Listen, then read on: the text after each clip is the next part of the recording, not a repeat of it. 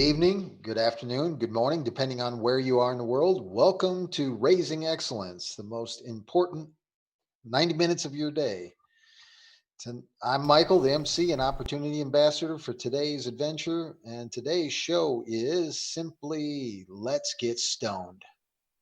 But before we do that, let's talk to my awesome co host. And we'll start with Agnieszka, our psychosomatic illuminator. We always start with me. Hello, everybody. Nice to see you. Willow, our trauma consultant. That's okay. I always like going second, Agnieszka. It's more fun that way. Hi, everyone. It's great to have you here. Deirdre, our development strategist. Well, we just saved the best chick for last, don't we? Glad to hear, guys. And Dennis, our freedom facilitator. All our chicks are best chicks. Blessed love and greetings, everybody. All right, so Willow, you're going to run the show today, from my understanding. So, what are we doing today? What's it all about? Well, tonight I am actually getting stoned, and we're going to talk about some rocks. Actually, not just rocks. We're going to talk about rituals, which is the whole reason I got into rocks. Actually, I don't know if Agnieszka, did I send you the picture with the rocks in the shell? No? Okay. I did have a picture that I obviously did not send, but I can just describe it. It's a shell that holds a bunch of random rocks, and I got that from my great-grandmother. I called her Big Mama. And she always had this sitting by her telephone, her cord telephone that was like up on the wall. And when she'd passed away, I asked to have it. That was one thing that I wanted from her. I have always collected rocks my entire life. I would just pick them up, any rock, and put them in my pocket. And my great-grandmother made this deal with me that I could pick up rocks as long as I did not pick up too many, and I would put them in this shell. So most of the rocks in this shell, I actually picked up from like her driveway and like little walks that we went on. And it was a meaningful ritual of like going and picking up something from my adventures. And now actually it sits on my altar. I have a shelf of my bookcase dedicated to past loved ones. And I have her husband's handkerchief and her bowl or shell of rocks up there. So that's like my beginning story of how I got into this. I just want to add something to that. That's really funny that you say that, because like you did that as a child. I see that in my own children. They'll bring home little treasures, leaves, rocks, stones, sticks, leaves. You have no idea the collection. But I end up putting them all in a treasure box for them to keep.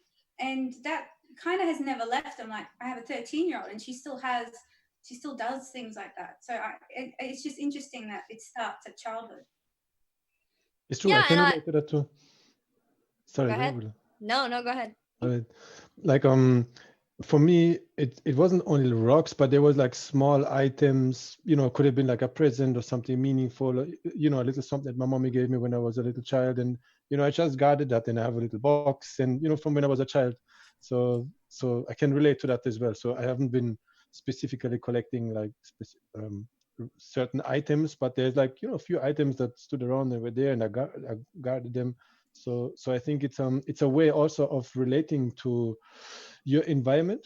If you go out in nature, you touch a tree or you pick up a piece of wood or a rock, and so it's a way of relating to the place and time you are in that moment, I feel.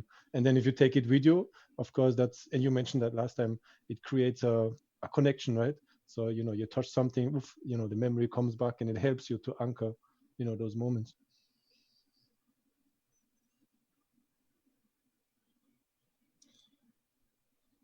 Yeah, when you were just saying like the little trinkets and stuff, it made me think I actually compiled all the stuff that I usually keep on my own personal little altar for like my spirituality.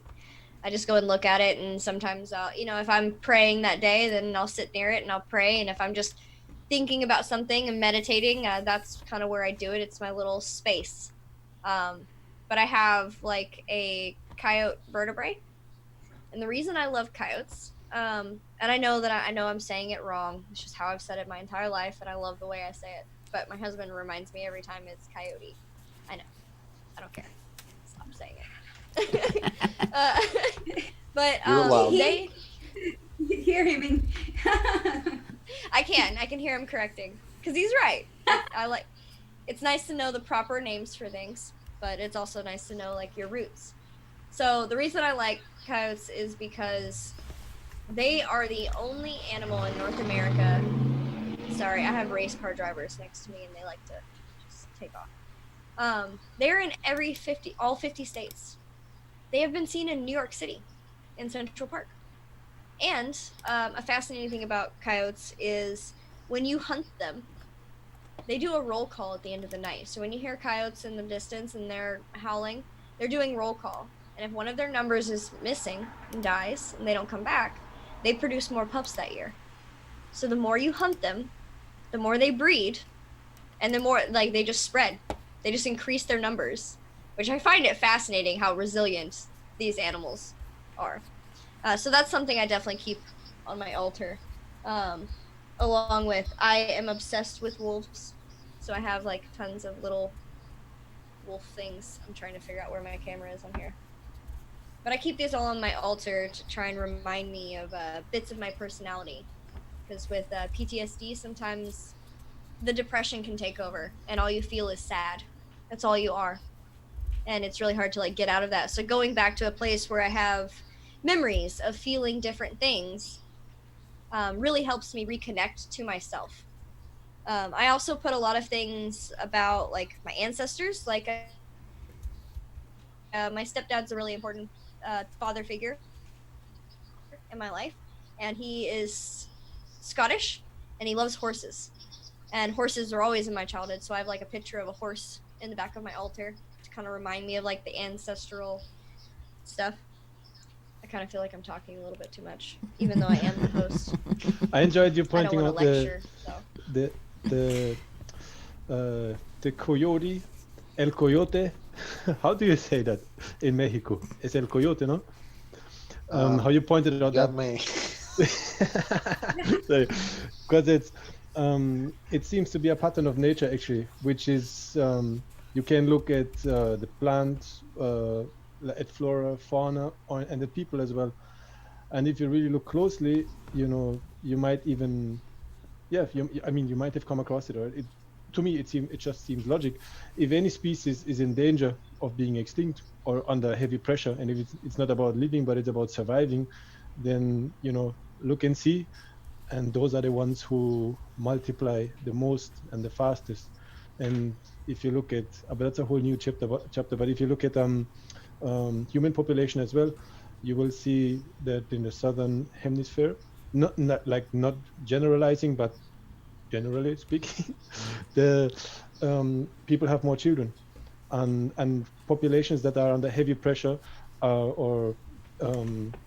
like in survival mode, they will produce more children because it increases the probability that if all will not make it by chance, then more will make it through. If you have 10 children and half of it make it through, then it's still more than as if you only have 2 children. Even if plants as well, if you chop down plants or you cut back plants, then the same spot where you did a cut, they will come back faster, or they will have 2-3 branches. So I think that's an interesting thing to observe, and it would counter many arguments that are coming from a different direction. But that's just a little point I wanted to make. It seems a part of nature that if you put pressure on a population, whether it's los coyotes or people, then they will actually multiply faster. And if you have populations that are actually kind of comfortable and that have their needs basically covered, then the numbers of children they will have in our case will go down too. Cool. I think there's a great story about the restoring coyotes in Yellowstone, because they had not had them for a while. I thought those were wolves in That's Yellowstone. Oh, they might. Okay. All right. That's wolves, They're because wolves. coyotes are Damn it, I not. was trying to make it sound good. What wolves? All right, I never mean, mind. we can talk about wolves too, because Wolves, coyotes, dogs, they all have 4 legs. It's all the same. And a head. They all have a head. True. Well, you don't know. We've got dingoes in Australia, so there you go. That's like a coyote, but in Australia, they're called dingoes. True. Different species, like they're different breeds, but they're same kind of thing. Every Dingoes are way time. cool. My grandma time used to I play hear- that, and sometimes she won. Oh, that's bingo. I was gonna say, every time I hear someone say dingo, all I hear is, a dingo ate your baby. But in Germany, all they hear is bingo.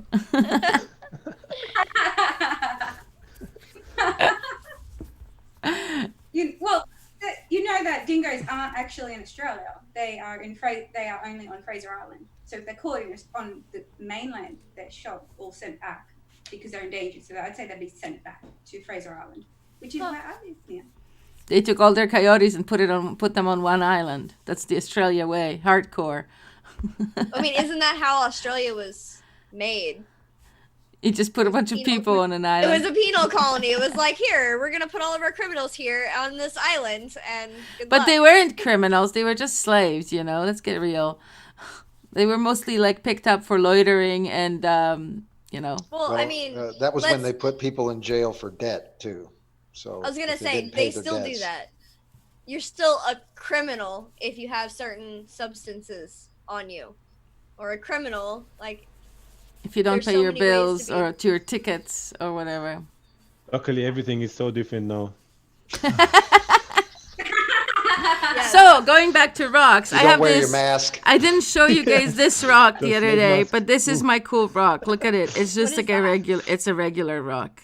There's nothing special about this rock. But the special thing about this rock is that I got it at Mount Saint Gregoire. You know, it's a pyramid-shaped mountain in Quebec. And I swear it has like, I feel something from this rock. I don't know what it is, but it's like, it's almost like heavier than a regular rock or something. I don't know. So I really like it, and it's with my special rocks right here. Back to rocks with Willow and rituals. Rocks and rituals. Let's get stoned. I was trying to think of where to start with. So I actually pulled off all of the main rocks that I use on my altars. And also like beside my bed, or like however I use these. These are my favorite ones, and there's about 11, maybe 12, including some tokens and stuff, because I have like these sit on my altar. They're coins. This one is a wolf, and it says trust your intuition, protection and guidance are present. Wasn't And really then the other visible, one- but Yeah. you'd have to bring it to I the keep- camera. Yeah, there you go. Well, my screen is over here, Yes. so the camera I can't. I'm not used to like working with a camera sometimes. But this one is a snake, and it says time of healing and transformation. Focus on new birth. And those were it really mattered to me at the time. I really needed to hear that. And so I carry these around sometimes when I need a little extra Oomph. something, when I feel like I need to carry them.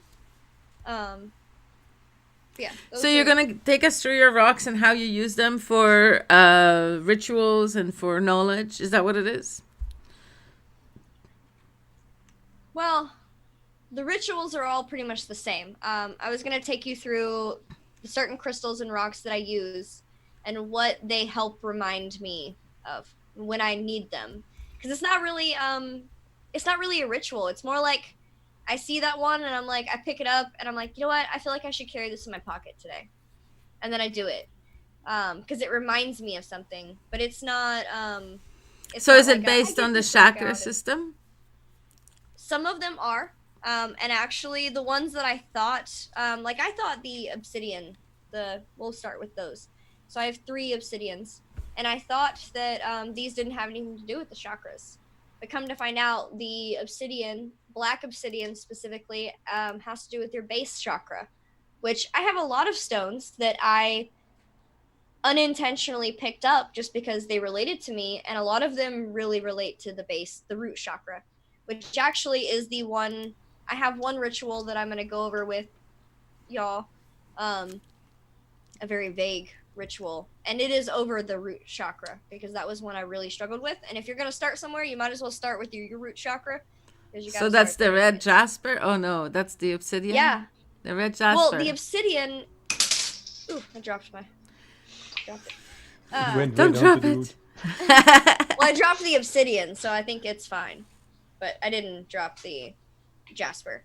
So I used All right, I'll the red show you jasper. guys the jasper in the bigger picture here. Hang on, I have it. Yes. Boom. There we go. That's what the jasper she was holding All right. it looks like.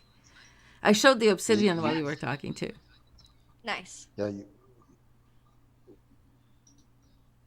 Michael? No, I was going to say, Willow, you got to talk if you're going to show the rock. Yeah, because right now Oh. it's just a rock on the screen. Okay. So Oh, I don't know. I'm trying to get it to. You flip don't to- have to show the rock because I'm showing the photo of the rock, so you can just talk Okay. about the rock. That's what I thought was going. Okay. Yeah, but then you Sorry. stopped talking, so there was just a rock on the screen. that was Oh, my yeah. bad. Okay. Sorry. So yeah, I do use the red jasper for the root chakra. What I was saying earlier was when I picked up the black obsidian, I didn't know that it actually is a root chakra healer as well. So the red jasper, I actually have some notes here. I use this one, so it's usually meant to be used for relaxation, contentment, compassion, a nurturing mindset, consolation, tranquility, healing, and completion. And someone also told me that if you stick a chunk of red jasper underneath your pillow, you have a tendency to remember your lucid dreams more clearly. So Nice. that was something that was interesting. I haven't necessarily noticed a difference because I remember so many of my dreams that it's hard to tell. But I don't know, it's comforting when I really need to feel like when you were talking about the Sedona rocks the other day. That's like how I feel about this one, where it's just like it's comforting in some strange, like smooth,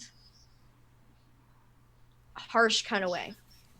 Yeah, and it's probably the same kind of energy because it's also a red rock. It's also fairly hard, but not too hard. You know what I mean? So it carries Yeah. the same kind of property. I find that jasper is very grounding, which, of course, being a root chakra stone, it makes sense.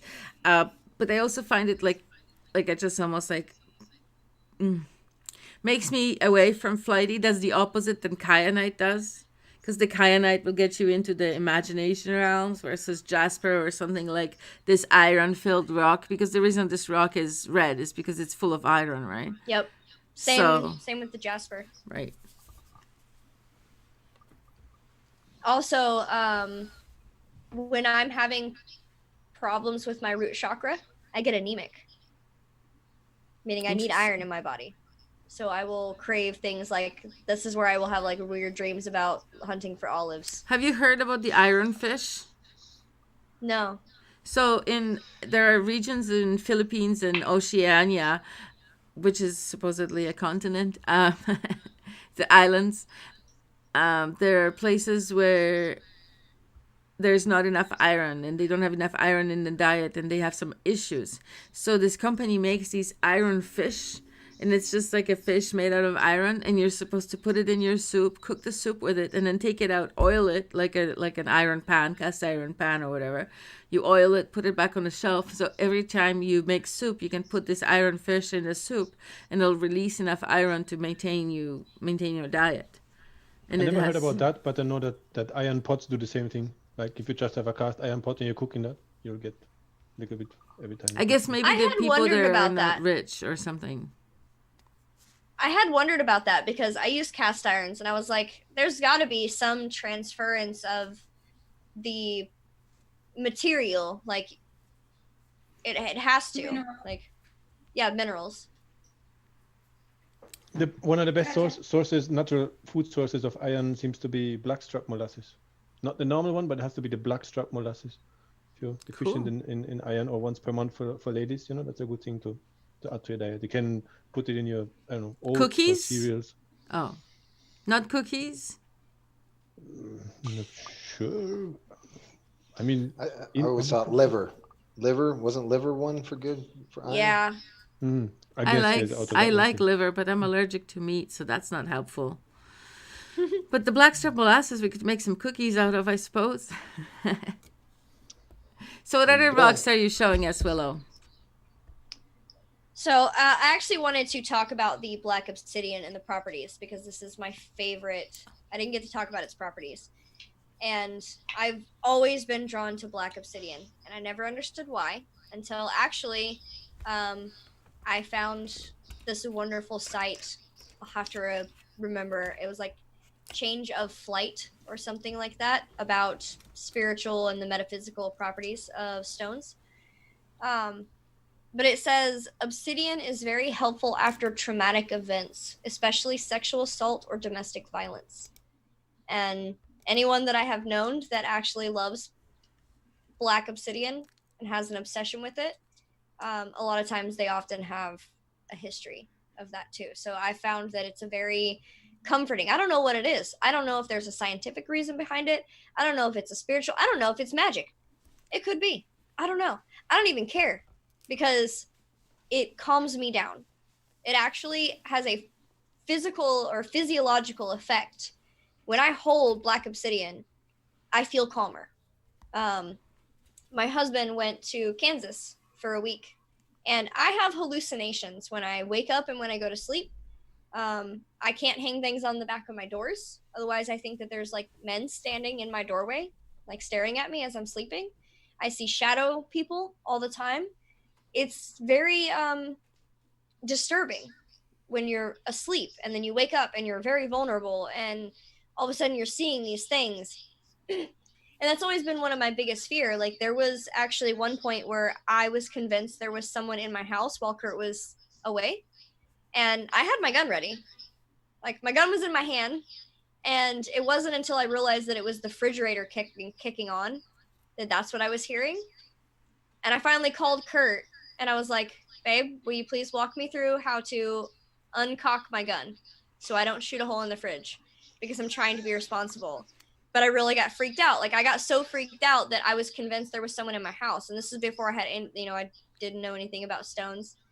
And when my husband left for work this last time, I slept with all three of these in the corners of my house. Like I had them in a triangle all around me. So I was in the center of all these rocks, and it was the only way I could sleep. I had to sleep with that in a frequency psychic protection binaural beats thing. And actually, it wasn't even just the black obsidian. So we can go ahead and move on from that one.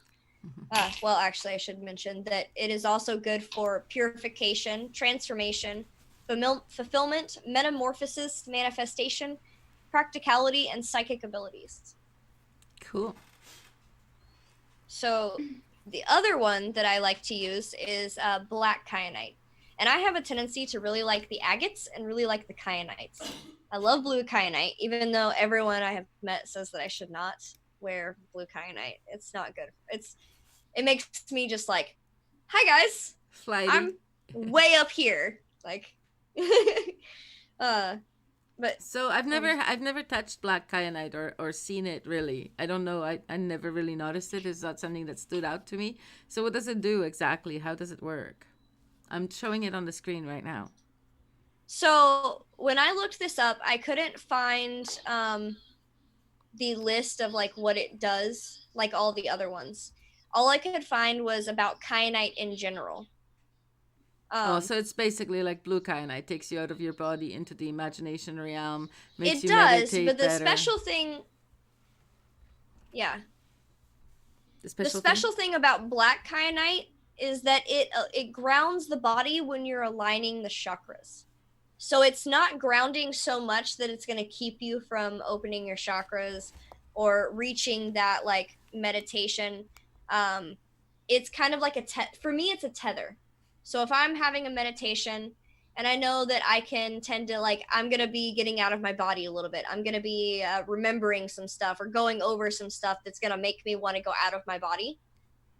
I will use the black kyanite because it will allow me to focus enough to be out of my body enough to withstand whatever I'm thinking about and dealing with, but also doesn't allow me to completely separate so that I don't know what's going on or I can't experience fully what's happening and what I'm thinking about and feeling.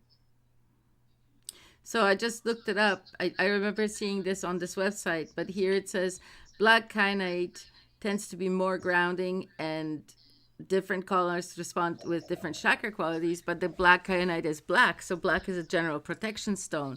So even in the upstairs, like when you're going to meditate or imagine or manifest, the black kyanite might keep you with your body and keep you grounded, just like you said. So that's cool. Oh, I should put it back to our faces. Hi. What's next, Miss Willow? We'll keep going with protection stones. Another favorite of mine is tiger's eye. Tiger's eye is This is protection mostly- stone? I did not know, but I'll show you guys what it is. Where do we have it? It Oh, is. There we go. It's actually a pretty strong protection stone. All right, here, I'll show you for all the people on the. But the podcast colors that are are- like gold and black. So how do you explain that? The black is a protection. I'm assuming that that's where the black comes from. Also, I think it has to do with the fact of it literally reminds you of a tiger, like a big cat, something that doesn't need to be protected. It is the protection. It's its own protection. Right. So tiger's eye, what I have here, it says it's for protection, clear thinking, personal empowerment, integrity, willpower, practicality, grounding, power, courage, and grace. In nature, it Grace. probably won't need protection unless it's being hunted down and almost extincted by humans. This is true. Humans are apex predators, though.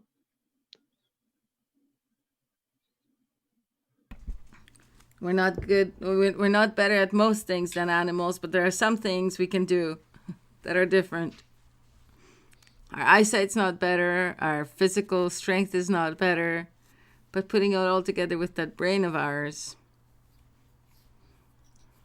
And that's why some histories or some spiritual traditions say that we're in charge of protecting the earth, because we are the apex. So we need to be protecting all the living creatures.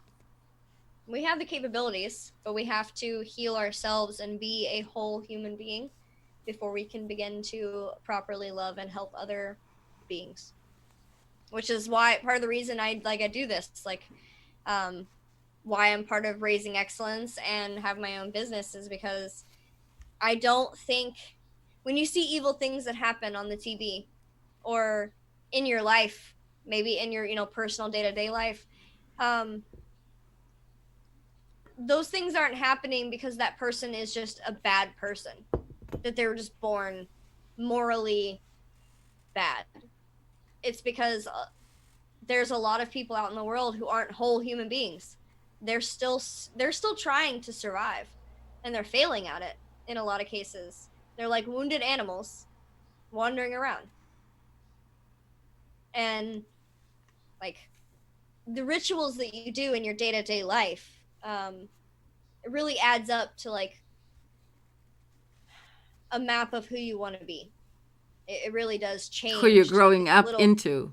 yeah, and who you're becoming. Yeah, who you're I mean- becoming. So like a plant that turns toward the light, you're turning toward your thoughts. Yeah. And that's why I use stones, because sometimes it's hard for me to identify it. Like, I can have a stone that represents this part of me that maybe I don't like, or maybe I do like. So are these rituals more related to what your thoughts are or your beliefs? It's a combination of both. On a day-to-day, it's probably has to do more with what my thoughts are at the time. But if I notice a theme in my thoughts, then I tie that into, like, what's the goal? Like, who am I trying to be? What does all this add up to? How would you define ritual? Something that a practice that you dedicate a certain amount of time to consistently towards a Why is it greater effective? goal. What makes it effective? Because it is action. It is teaching you how to take a thought and then put it into the physical realm. What do you gentlemen To me, do? To me, it's more about self-care. It's reminding yourself of who you are and self-care and setting that dedicated time aside for yourself. I have a stone for that too. Hang on, but I want to go What is- hear from the guys because they're not just the audience here. What do you guys do like for protection? She's talking about these protection stunt and protection this and protection that. What's your idea of protection?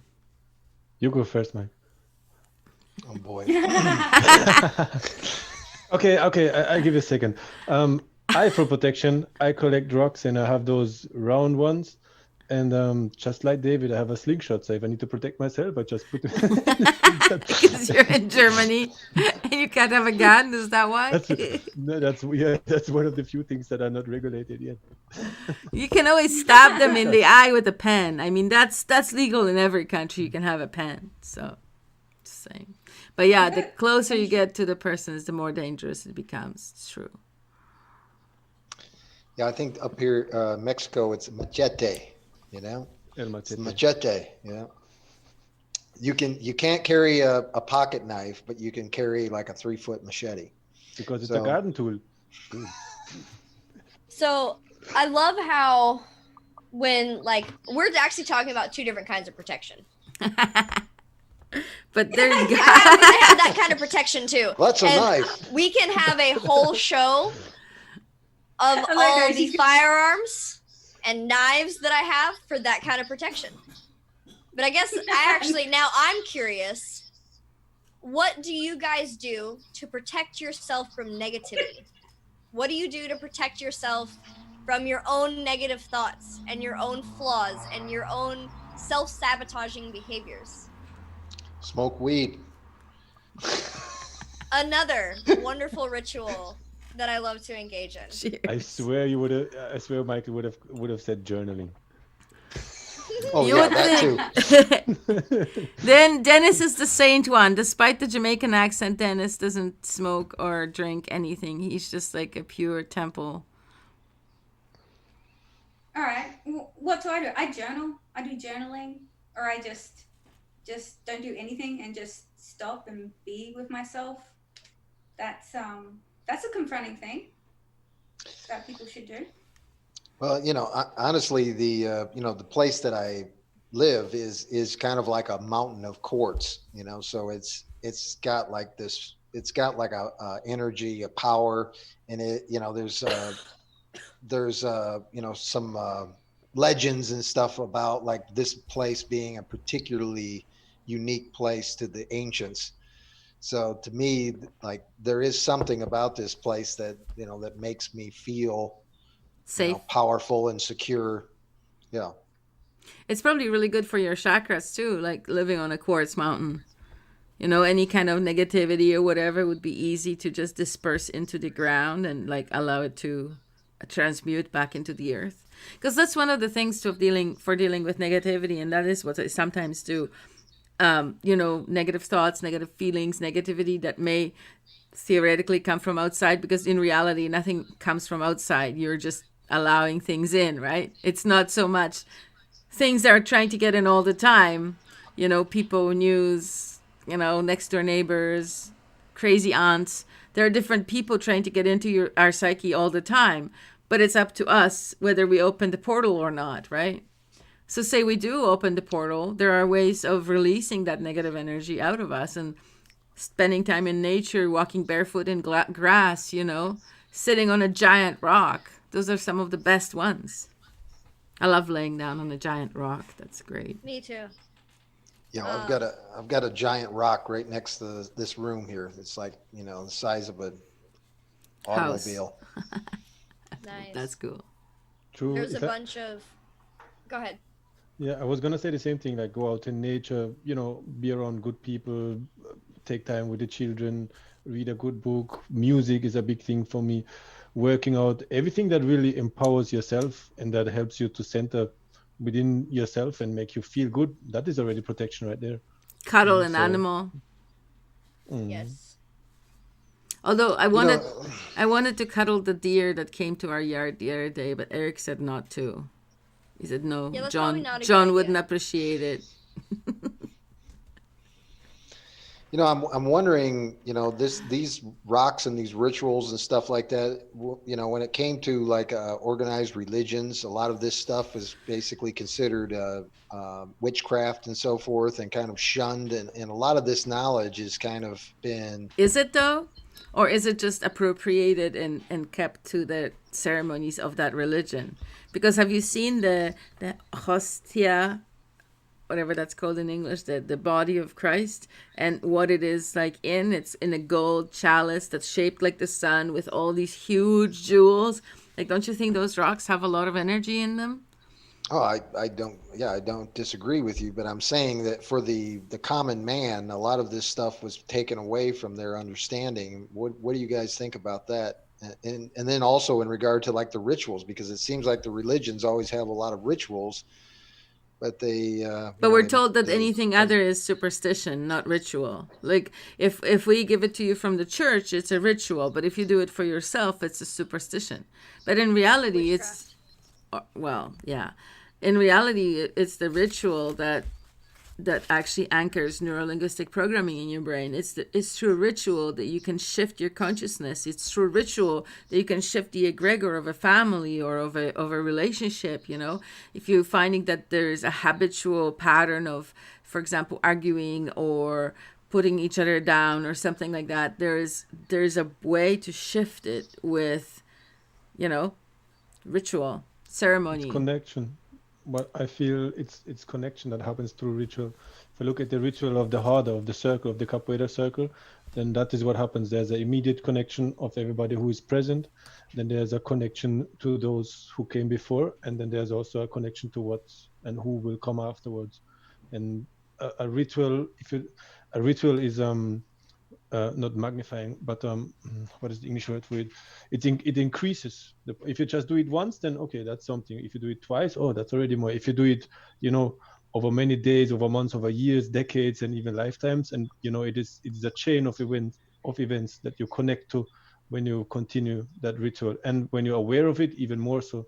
So so what you do should actually be in the awareness of what you have done before, and what many before you would have been doing as well, and what people that come after you also are doing. So then you give it meaning through the awareness that you bring to the ritual. You give it meaning and you feel it, so it's not something empty, like a bamboo, like a balloon, but it's full with energy, that egregor, you bring to it. Mental construct. Thank you, Dennis, for mentioning that. That reminded me when I was preparing for my home births. So I did a blessing way. That is a ritual. That was where baby showers came from. And they changed it to baby showers, whereas a blessing way, it's all about the mother and the baby's journey and what they, the next stage and what they must do. And I have a beautiful necklace. I just remembered, and it's full of beautiful gems and stones and everything that these other mothers gave to me, because then I can draw on their energies when I'm in a really trying moment during birth. And I've still got that. Nice. And what you said reminded me of that. Thank you. I think that the real tragedy of our society, like the real horrible thing that happened to us as people growing up in this society, is that we were told not to trust our imagination, that things in imagination are fake and not real, and you shouldn't trust it. And the children, they have such great connection with, when you do a ritual as a child, it's palpable. You can taste it, you can feel it, you can smell it, you can touch it. It's real, right?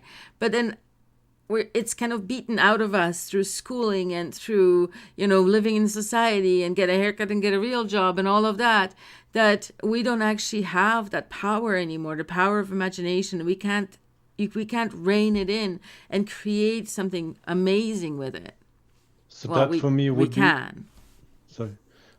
would be the role of those, or the one who conducts the ritual, or to help, or who helps to conduct the ritual, or who carries it. The mastery, in the sense of, in the metaphor of the capoeira horde, of the capoeira circle, or the master of ceremonies, the master of rituals, so to say. That's a the tragedy. one Now are the we need a ones master. that carry When it. you were 3, you didn't need a freaking master. You could just make your own rituals, and they were So just as real as anything. No, sorry. Go which is ahead, actually Dennis. where I wanted to reach, because what happens then, you touched on organized religion before, or other organized forms of mm, other organizations, so to say. So what happens then is that something puts itself in between you and that, in between you and nature. So I enjoy the theme of the stones, because that is a direct connection between you and nature, and you are nature, we are nature, we are part of nature. So there's this harmony in between nature and us, because we're part of that. So through stones, through natural things, I enjoy that. And I feel what it reminds me is that, there should be, if there's somebody in between me and that connection to who who I really am, it should be somebody who facilitates that and who helps me to religio, from religion, is like to reconnect, to look back at who I really am, at the essence of the I amness, so to say. But it should not be an entity or a person or a set of people or an institution that puts itself in between, cuts it off, and then makes it a conditional thing. So if you pay ABC, or if you do this, or if you follow what I do, or whatever, then you can get the connection, which is not true. That is an illusion. The connection is there already. It is just, it is to be discovered and unveiled. So if anybody is there, then it should be somebody who facilitates that. And that is something also that can be felt, and that if we are aware of the ritual, of what is happening right there, then we can sense and we can know if, how would you say, if the master is worth his salt. And it's not the master over somebody, that's not how I understand it, but it's to be a master of yourself and a servant to the world, which is a very dear teacher to my heart, who told me that I don't want to be a master of anybody. I want to be master of myself. I want to master myself and be a servant to the world. I thought that was really a nice way Beautiful. to put it. Well, I think ultimately that's the only right we have to be a master. It's over ourselves. Like, we don't get to force anything else. Not even with our pets. Like, you can force a relationship with your pets, and it's awful. Those relationships are always like riddled with misbehaving, I do have a conflict, story about irritation, that, about yelling. I do have a story about that. The only person. Would you like to hear it? Bring it Yeah. on. Okay. Sure. So there's a story that they use in logotherapy. So there's this man came in and he was really frustrated with his cockatoo, and he's complaining about it and everything. He was so angry because he wanted his cockatoo to do the tricks and talk. And every day for like 6 months, he tried to get his cockatoo to talk. And so he ended up, out of frustration, he locked the cockatoo in with the hens, hoping the hens would show hierarchy and punish the cockatoo. And he woke up in the morning and the hens were on the ground shaking, and the cockatoo had a stick in its claw saying, say Henry to the chickens. So it knew how to talk. It just didn't care. And then it replicated that behavior to the hens. Is that what you're meaning? Yes, that is a hilarious, and it's hilarious and also kind of like a sad, but that's actually like, I love jokes, like not jokes, but I love stories like that, because it's like you have to find a little bit of humor in it to actually like be able to accept it and be like, ooh, I was not expecting that. I was, but I'm familiar with parrots.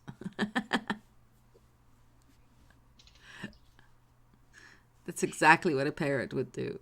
Because parrots have very different brains than other birds. It's not, you can't compare parrots to other birds. And they do very interesting things. Like, I swear I had a bird try to talk to me today.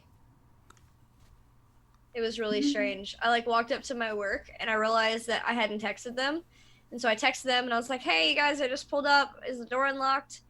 And I was waiting out front, and all of a sudden, like 2 feet away on a branch, this bird was sitting there, and he was just looking at me, and he'd like bob his head and whistle, and then he'd hop to another spot and look at me and bob his head and That whistle. that means I was you're like, cute and that he wants to share Yeah, his food he's with you. like, la la la.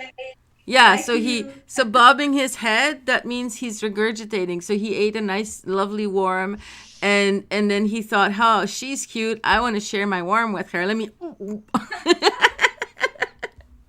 That's a bird. That's a bird language for love. You cannot argue with that level of love. That he thought you were super cute.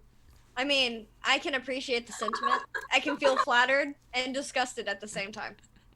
It's totally a thing. It's the truth. Birds gone quick. We totally got way off topic. Oh yeah, rocks, not birds. Shush. Yes, of course. Well, what I got out of it so far was to apply ritual consciously to achieve self-mastery. Ooh. Actually, Rock. I can tie that right back into that. That's another ritual I do. If I see an animal, I don't care if it's a cat or a dog or a bird or a snake that's slithering by, a dragonfly that flies by my face, I say hello to all of them. Hello. Hi, sir. It's good to see you. Like, I'm actually more vocal and more like friendly with pets and animals than I am with people. Actually, when I got off work today, there was a chihuahua being walked by its owner, and I walked by and I was like, "Oh, hi there." And I was looking at the dog, and the woman was like, "Hi." I was like, I wasn't It took me speaking a to second. you. I know it took me a second to actually not say that. I was about to be like, I wasn't talking to you. I was I'm talking so to your. glad that you're talking so much with us, though. I was talking to your handsome friend. All right, do we have another rock to show everybody? Yeah, actually. So Which one? Are we going to like change the topic? Oh no. Are we changing? You want to change the topic? You want to do something else? We got like half an hour left. Dancing, singing, show and tell. No. Okay, what rock? Oh, this is Go, Willow. this is the pink quartz. Stop it. I got this, you Yep. guys. I got this. I'm showing. Hang on. No, that's not this it. is rose quartz. Rose. This is my little quartz. tower. There you go. I fought myself on getting this because I don't like the color pink. I actually really don't like the color pink, especially this baby pink. This one's not bad because it's kind of like white and it's got veins in it and I can see through it. And I like that it was polished and it was a tower. But I really needed something with self-care and self-love. I didn't think that I needed it. Like, I literally fought. I didn't want to get this stupid rock. And then I think someone gave it to me. And I was like, okay, fine. It's pretty. I'll take it. But with colors, that's interesting because as I got older, I liked more colors. So at the beginning, I didn't like very many. And then as I developed more of my faculties, more colors were acceptable or pleasing to me. So I do now like pink, but I didn't till like almost 40. I actually have a fascinating story about trauma and colors that this We're going to talk about rock. trauma another day or today? Today. Because we have It's half an hour and you have a lot of content. True. That is true. I only have like 3 more rocks. All right. Oh, yeah, I have to put it back to you. Sorry, guys. There you go. I actually, because I had fought to get, like, I didn't want to get this rock. I didn't like the color or anything. After I got it and I did some meditation, I started watching some like old movies from when I was younger. And I came across a scene that had that pink and white. And all of a sudden I remembered a time where I loved pink and white. It was my favorite. I loved princess stuff. It was, white and fluffy and unicorns and princesses and pink and purple. Like, I was obsessed with it. And I think something happened and I had like my whole personality changed because I got real tomboyish after that. And that was one of the first memories where I was like, I used to have a completely different perspective. And I don't even know where it came from. All of a sudden I just didn't like, and I was like, oh, that must be the memory loss because I don't remember why I don't like that color. It just, all of a sudden I'm just like, nope, I hate it. I hate those colors. But yeah, it was really fascinating how a rock can actually help you remember things about yourself that you have tried to block out, which leads me to my other one that I didn't want to have either. The malachite. This is malachite. And now it's one of my favorite rocks. It also had a memory attached to it, having to do with mint chocolate chip ice cream. Supposedly, that's another thing that I used to obsess over. I used to love it. And then something happens. And now all of a sudden, I don't like mint chocolate chip. And I'm not going to lie, the first time I saw this rock, I didn't want it in my house. I wanted it out of my house. I didn't want to touch it. I had such negative emotions towards this tiny little rock. A rock. I was so confused. And I was pissed off at myself, too. I was like, why do I hate this rock? It's an inanimate object. I don't understand what's going on. I feel irrational. I feel out of touch with reality and really crazy right now. So I had to realize that I was, like, there was something in my past there. And come to find out, malachite is another transformative kind of rock. It allows you to access past memories, especially traumatic ones and bad experiences, and reprocess them in a more positive light. Is that malachite? Mm-hmm. That's nice. I like yours a lot more. Yours isn't nearly as polished. Mine is, not at all polished on the back. Yeah. It's just cut That on is this one nice. side. And, My mommy here. thought you broke a flower spot. It's malachite. I got it from Carol, actually. Ooh. Yeah. So malachite is used for calming settings, loyalty, leadership, protection, wisdom, comfort, balance, peace, understanding, positive transformation, and healing. So it's a very emotionally. It's also tied to the heart chakra, Oh, I sorry. believe, and the throat, isn't it? Yeah, it is. It's green, so it's heart chakra. I was just being silly putting it on my forehead. I was like, if it's going to make me smart, let's get it on. She said to tie it. You have to tie it on. Duct tape, something. Tie it on. No, duct tape. Oh, found it. Duct tape? Now, why did you have duct tape that close to you? I'm a little It's my concerned. now. desk. Right. That is true. I probably have duct tape in this I got room little back here somewhere. baskets underneath my desk with all these different, hand creams in one, tapes in another. Machetes in another. No. Just in case. I just used Jedi mind tricks. All right, it's sitting there.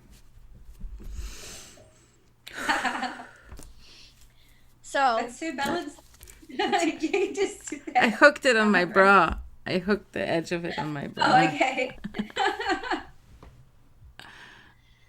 this is one of my favorites. Oh, that one. I'll show you guys a close up. This is Snakeskin, cool. snakeskin agate. Snakeskin agate. Boom, there you go. And I love this rock. This is probably one of my favorites.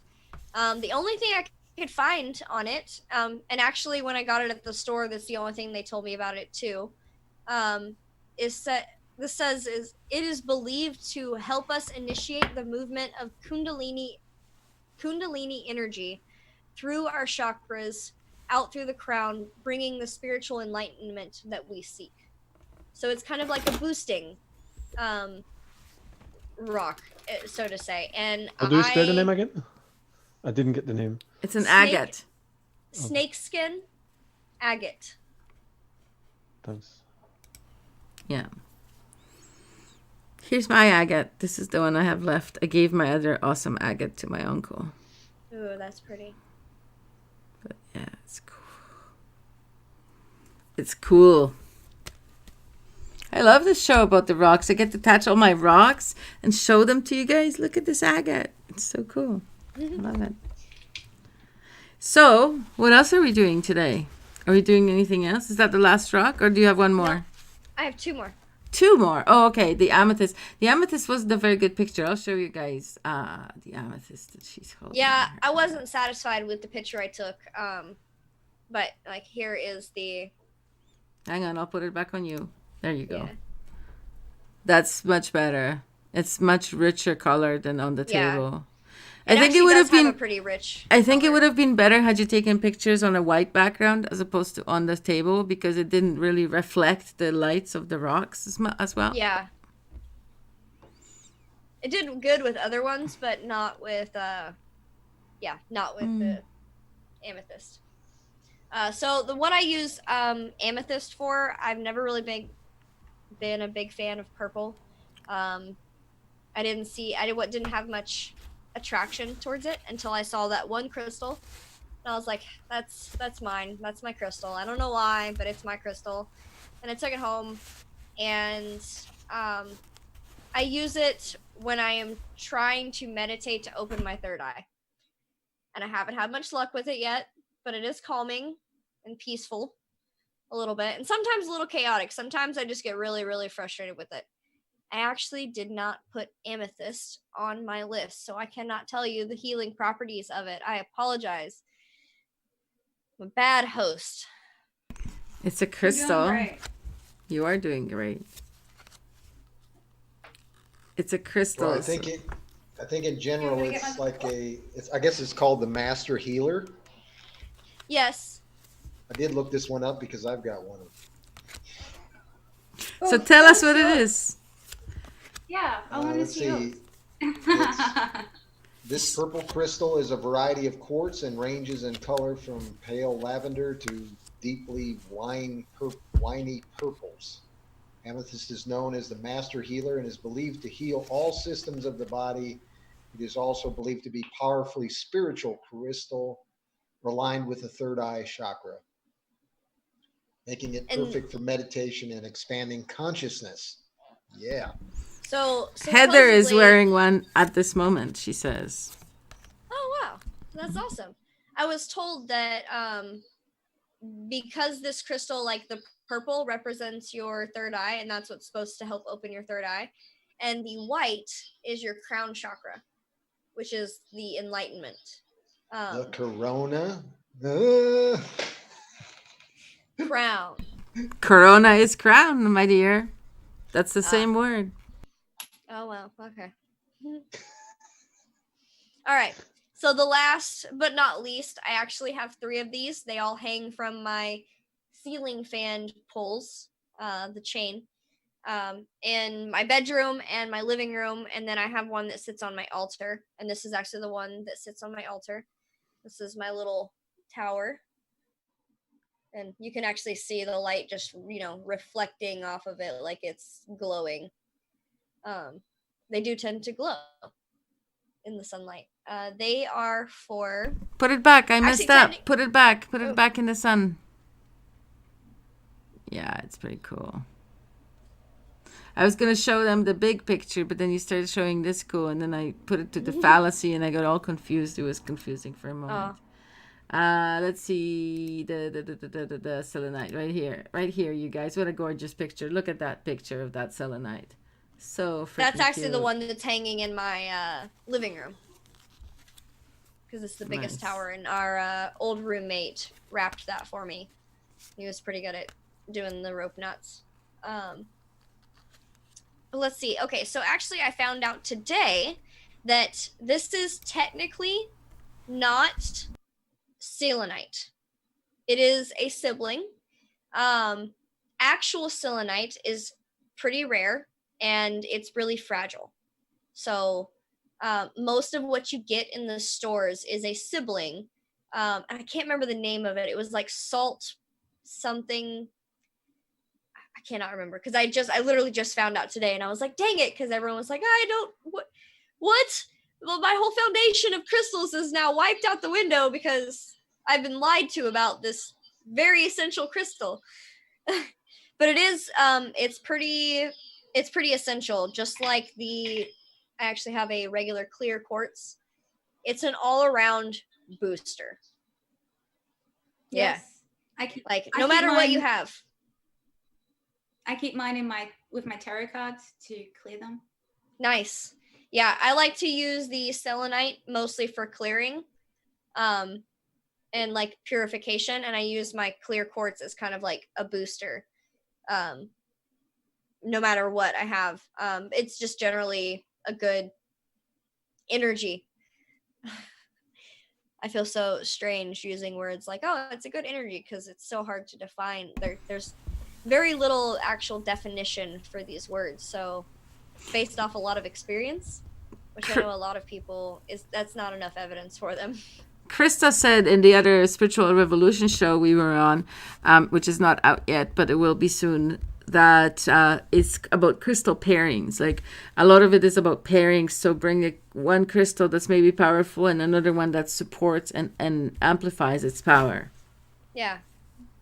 So the selenite is used for serenity, purification, peace, meditation, universal consciousness, clarity of thought, purity of heart, universal love, integrity, spirituality, psychic development, forgiveness, and positive thoughts.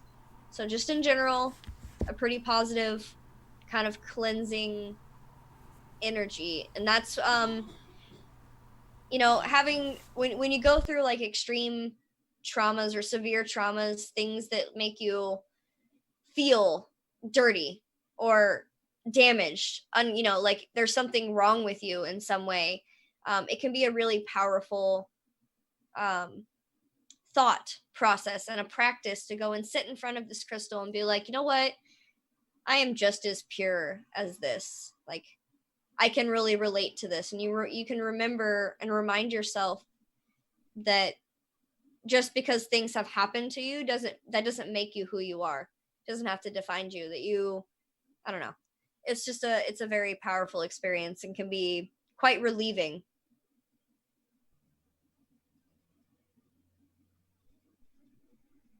We can't hear you. That's terrible. Why would you be able to hear me? What's going Now on? I can hear you. I said I have another crystal, and it's related to the quartz crystal. And this one is for the heart chakra as well. It's not the imperial crystal, so I forget the name of this. It's like an imperial crystal, but something else. But look at this. So it's clear. It's a clear quartz with like a pink hinge with pink lines through it. Ooh. Really pretty. So it's almost translucent. Yep. You can almost see through it. Yeah, you can sort of. It is translucent. I don't know how to show you guys. I don't know. I'm not doing this right, obviously. We But believe see, you. it is translucent. Yeah, I can see it now. Yep. Are Right? those your tarot cards? Yes. Because Do we you were use those for talking. rituals? Yeah, I do. And I do it for a lot of sessions as well. Like, I mean, when I do a face reading session or a body reading session, sometimes depending on the client, they will ask me for a tarot reading, or just friends ask me for tarot reading sometimes who are having a hard time. So I'm actually glad that you mentioned that, Deirdre, because that's another ritual that I have. Anytime I see my cards unexpectedly, I pay attention to what is popping up. So I don't know if you noticed this earlier when I pulled up my cards before we had this show, and the first card I showed was Temperance. I get that card every time. I'm so sick of seeing that card. Like, I wanted to shuffle through and just find another card because that one falls out all the time. But I know it's something I have to work on. let's see. You want me to I pull have a to work card on for my- you? I'll pull a card for you. Let's see what comes up. I swear if it's Temperance, I'm going to be so pissed off. I don't have But temperance also in you're my going to be deck. like, see? My deck don't go But she's- temperance. You'll get- Or maybe it does I'll get have the temperance. equivalent. I'll get the equivalent. I don't know. Maybe now What are you that holding? now that I'm thinking about it, it probably has temperance. No, it does not. It's not temperance. Look, Willow, it's not temperance. What is it? Stand your ground. Number 7. Number 7. What does that equate to? Okay, Jimmy. Do you? Okay, let me just put this guy aside.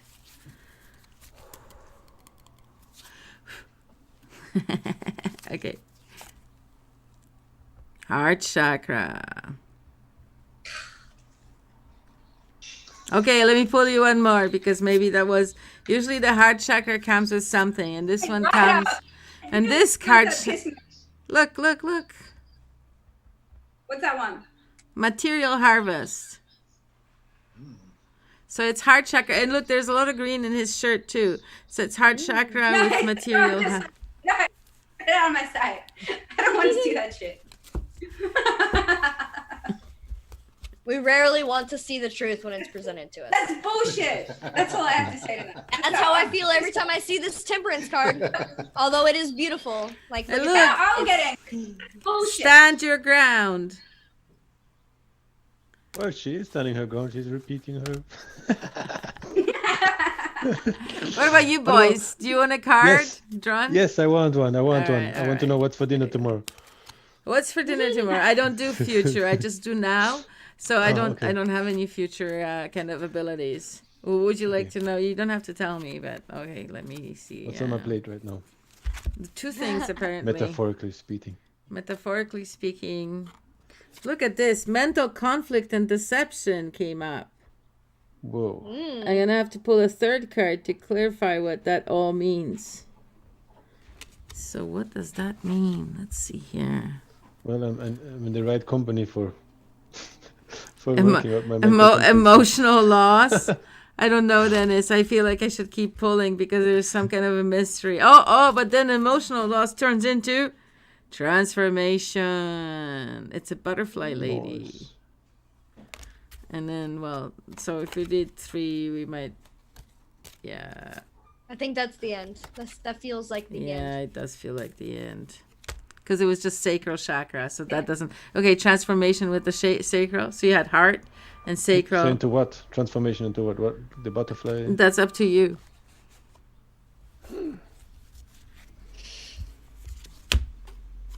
I'm afraid. That's the answer into what? What it says? Intuition. Ooh. Nice. Same thing I nice. just love that said. one. Same thing I just said. It's up to you. You know already. Right, do Mike. I know.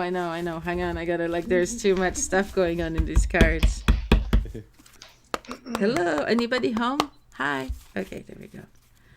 They seem pretty right on to me.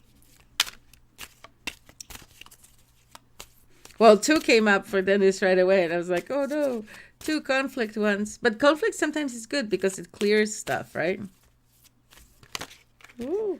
Okay, those are Mike's. There we go. Came out. Crown chakra, your favorite. And rest and rejuvenation. Wow. What does that mean? But I think it needs to talk to you more. Hang on. There's some more coming over. Oh, okay. Positive movement forward. Oh, I like that. And Looks pretty. hope. Ah, And then we got back to mental conflict. held hope there for a minute.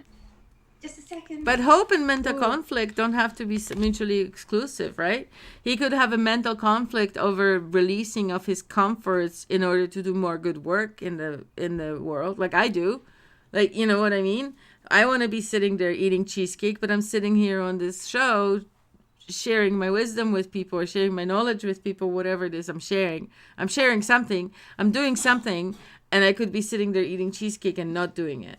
That Right. means we as co-hosts are pulling tight with cheesecake. I think that is a big compliment. There, I pulled I one. want I pulled one cheesecake for now. myself. I know, I did that on purpose for you. Is there a cheesecake tarot? I pulled one for myself, and it's fertility. Whoa. Oh, So, what are you growing? Well, you are. what am I these days growing? I'm pretty fertile this way. Growing in so many ways. Productivity. I'm growing material and spiritual prosperity. Oh, Yes. yeah. And there That may be a is- third card to go with that. What is this one? Oh, wow. Look at this passion. But in in tarot, there are no bad cards, right? They're just good cards. It's just a knowledge, and it's a snapshot of what is. And, with you, Dennis, I'm not surprised that mental conflict came up. You were surprised? No, I'm not. Because you're experiencing some mental conflict right now, considering your own personal power and sovereignty and all of that, right? So it's all Yeah, it hits home. everything I do is all about the now. I don't actually do any future. I know I already said that, but I don't actually do any future seeing or anything. That's more like Christus. That's what I like to Realm. do. Yeah, whereas I'm all about now. But there's power in the now. There's a huge power in knowing where you're at and what is observable. Like, because the cards, it's like a divination tool, right? So what do the cards see in you now? Oh, they see this, right? Well, this is what came up when I opened it up. What do the cards see in you now? They see the whole universe. Ooh. Well, it's like a I mirror, just asked right? Hey, I just Tony. asked myself the same question and cut my deck in half. You want to see what I pulled? What? Yeah. Oh, can't see it. Wrong screen. What is that? The Hanged Man. Nice. Beautiful. Beautiful. The Hanged Man is one of the most misunderstood cards in tarot because people think that it means an ending, and it does, but it doesn't mean an ending in a way like you're gonna die. What it means That's is not like that's the equivalent of the Fool. In my deck, it's not the it's never been. it's not the Death card. I have a Death And card. even the Death card and the Hanged Man are very, very related. They pretty much mean the same thing.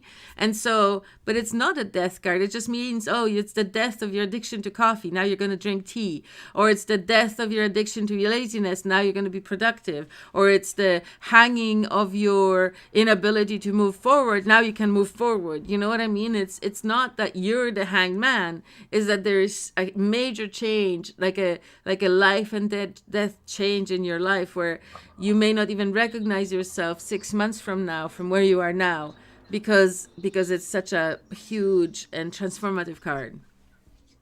So a conclusion to a era or Cheers. episode. Mm-hmm. Like we're coming up on here shortly. Well, the conclusion is we don't know what's Oh, for dinner let's see what the tomorrow. cards say about the conclusion. Everybody learn. What is everybody coming away from? Isn't that how we end it? Okay, what is everybody It coming is. away from? Okay, my cards are thinking I'm joking. Okay, hang on. I would say what while she's knocking on her cards and pulling them out. What I took away from this show and what I take away from all my rituals is this is a practice to get to know myself better. Awareness.